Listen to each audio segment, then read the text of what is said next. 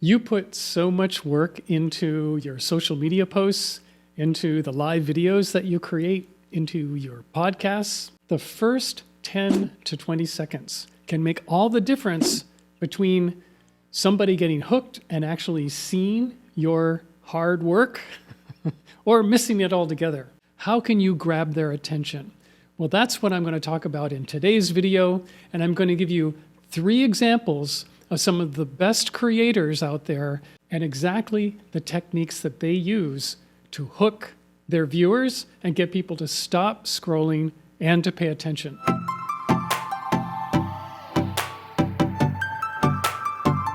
The most important part of your video is going to be the opening, the hook. It's the very start where you grab their attention, and you want to look at this as a form of service. Why does this video matter to the people who might be watching it?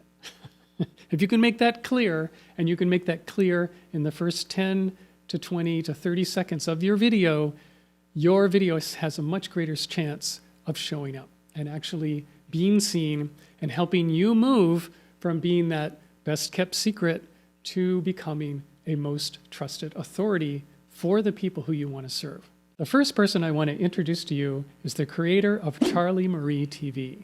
Charlie has a great channel on YouTube that's all about graphic design and web design.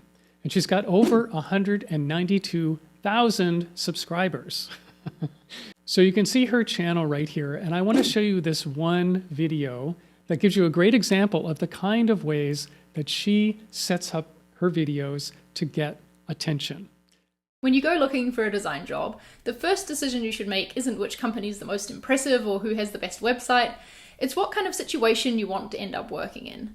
No matter what type of design you do, there are 3 main job types for a designer: agency, in-house, or freelance. In this video, we're going to discuss the differences between them and try and help you figure out which one might suit you best.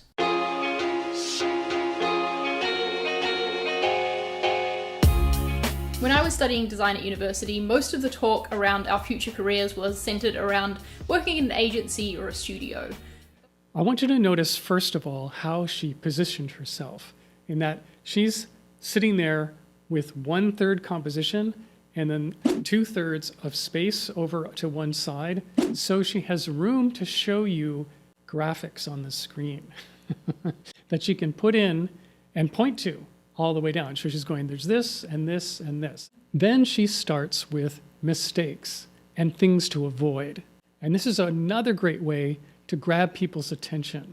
When you are busting a myth or you're challenging conventional wisdom of any kind, people hear that and they go, oh, now wait a minute. You're telling me something that is contrary to what I believe, and now they feel like they need to pay attention. And I have a whole training on myth busting, and you can take a look at that video right up here and see all about how do you challenge conventional wisdom to grab attention. This is a great, great technique, and she's doing this really well right at the start. Another thing she's doing really well is she's speaking directly to you, and she's breaking down what she's going to teach into 3 key parts. She basically says, here are the 3 types of jobs that you could be looking for, and immediately the viewers are asking, oh my gosh, which type am I? Which one could I be? And when you're asking yourself that question, that also makes you want to lean in and listen to figure out the answer to that question. And then after all of that, there's this quick little logo intro with music, and she follows that up immediately with telling a story. She tells a story. So powerful, so good. People are often opening their videos and wondering, should I tell a story? And if I want to tell a story, when do I do it? And the technique that I'm going to recommend is to follow Marie's example.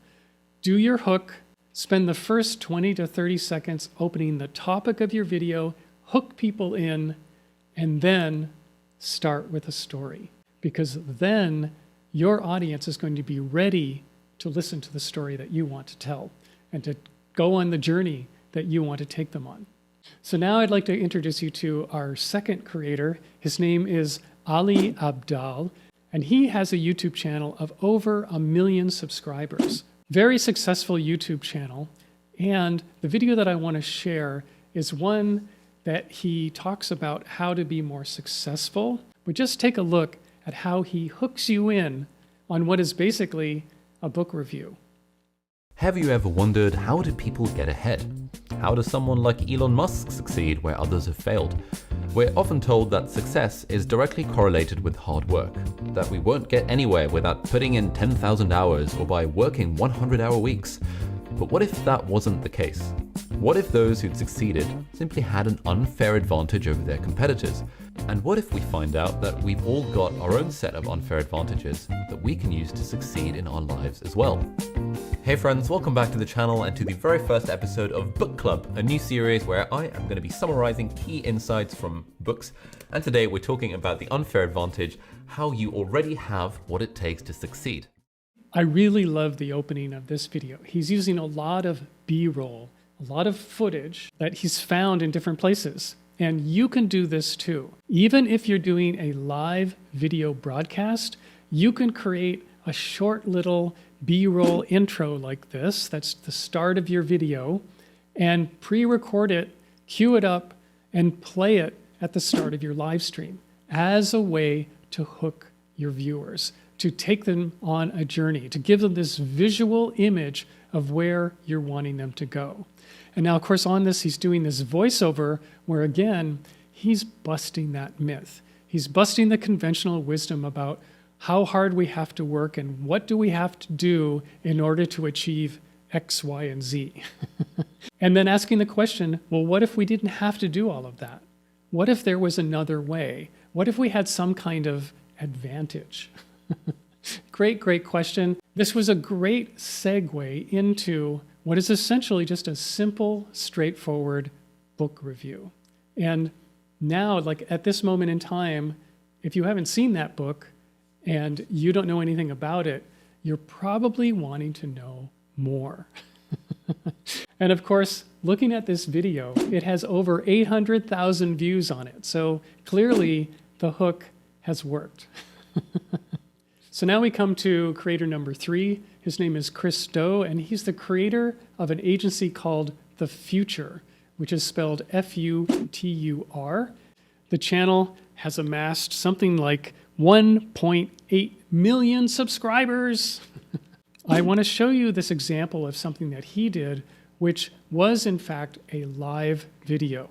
And the thing about this that I find so creative was that he was at a conference and he's doing some very clever things here where he's engaging the people who are with him in the room, and he's engaging this wider virtual audience, and he's trying to hook all of those people at the same time. What is up, everybody? It's Wednesday. Happy Wednesday to all of you guys that are tuning in, and thank you for you guys for being here today. On today's show, we're going to get into how to get 10,000 follows on Instagram per week. Not per month, not per year. I'm going to share some of the strategies I've used recently to grow my Instagram. It's blown up. First of all, thank you. Thank you if you're following me. If you're not following me, I'm at the Chris Do. And everybody that's here, if you guys have a question, if there's something you want to know, just harass me, interrupt me. It's totally fine. If I don't like what you're saying, I'll just ignore you. We'll move on, okay? So how to get 10,000 follows per week on Instagram. First, I got to tell you a little bit of story. So here he is in this really great big conference space. And he does this initial quick greeting to both the people in the room and to the people who he's talking to right through the camera. That's really well done. And then he sets what is an impossible seeming goal. How to get 10,000 followers on Instagram in a week, you know? And people are going, huh? I need to know this. Like, I want to know the answer to this question. And once he has done that, then he goes, but first, I'm going to tell you a story. And so now you're hooked. You want to know the answer to the question. And now it's like, okay, I'm going to listen to the story, because if I listen to the story, then I can find out the rest of this. And now his audience is ready to listen. And all of this is really key. This is probably the biggest takeaway. When you want to grab people's attention, when you want to get them to watch your video, when you want to get them to listen to your story and hear your message, you have to do these things at the start, just in the first 20 to 30 seconds. And all three of these examples were all done in less than 30 seconds. That's my main takeaway from this video. Here are the ways that you can grab people's attention and get people ready to hear your message. And then you can speak from your heart. You can tell people why it matters and where you want them to go and how you want them to follow you. And when you can get your audience ready to listen, you can get them to a place where they understand the purpose of your video and why they should invest their time and listen to you. And this is where all the marketing, all the content creation that you do will start to take off and actually start to land clearly with your audience. And notice that each of these three creators were challenging conventional wisdom. They were challenging conventional thinking, which all falls under the term that I call myth busting. And if you're interested in learning more about myth busting and going really deep on how can you do this really well to capture people's attention so that they will start paying attention to what you have to say, then watch my next video that's on myth busting, and I will see you in that video.